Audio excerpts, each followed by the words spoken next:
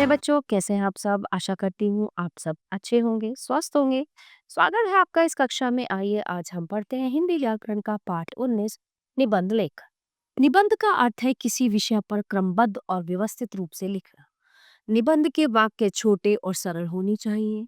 निबंध में एक ही बात को बार बार नहीं लिखना चाहिए। निबंध हमेशा सुंदर लेख में लिखना चाहिए। नीचे कुछ विषयों पर निबंध के नमूने दिए जा रहे हैं। इन्हें पढ़ो और स्वयं भी लिखने का अभ्यास करो। मेरी गाय कजरी। मेरी प्यारी गाय का नाम कजरी है। गाय एक पालतू शाकाहारी और भोला पशु होता है।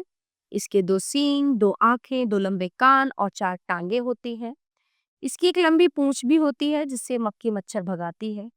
गाय हरी घास, चारा, खली, भूसा और चोकर आदि खाकर मीठा दूध देती है। गाय का दूध बड़ा स्वादिष्ट और गुणकारी होता है। इसके दूध से मक्खन, दही, छाछ, पनीर आदि बनते हैं। गाय का गोबर और मूत्र बड़ा उपयोगी होता है। गाय के बछड़े बड़े होकर बैल बनते हैं और खेती में सहायता करते हैं। अपने गुणों के कारण गाय को लोग गौ माता भी कहते हैं। ऐसे ही एक टॉपिक दिया गया है, विषय दिवाली का, है ना। जैसे हमें दिवाली के ऊपर 10 लाइनें लिखनी है, वो भी यहाँ पे बताया गया है। इसके बाद स्वतंत्रता दिवस पर 10 लाइनें लिखनी है। सुबह की सैर के बारे में 10 लाइनें लिखनी है। क्रिकेट का खेल और आंख फलों का राजा आम। ठीक है।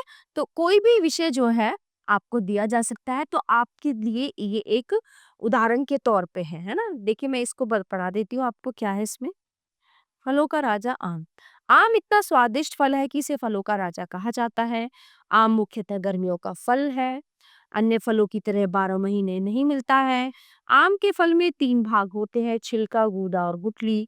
इसका गूदा बहुत मीठा और रसीला होता है।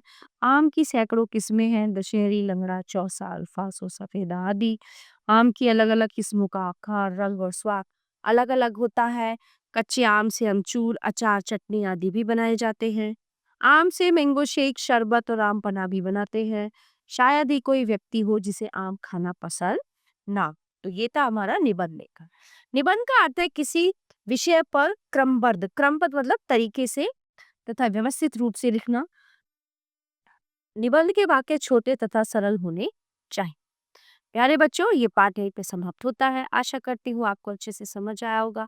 मिलते हैं अगली कक्षा में। धन्यवाद।